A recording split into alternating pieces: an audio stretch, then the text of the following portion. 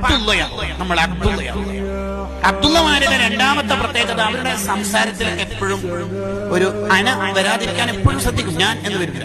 ഉദാഹരണത്തിന് ഇവിടെയുള്ള ആരും SSLC എഴുതാത്തവരാണെങ്കിൽ എന്റെ പ്രസംഗത്തിൽ ഒരു 5 തവണ പറയും, ഞാൻ SLC എഴുതുന്ന കാലത്ത് ആ ഡയലോഗ്.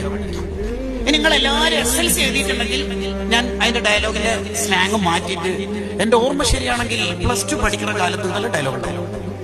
ഇനി നിങ്ങളെല്ലാവരും +2 കഴിഞ്ഞിട്ടുണ്ടെങ്കിൽ ഡിഗ്രി വെച്ചിട്ടായിരിക്കും കളി ഉണ്ടാവും.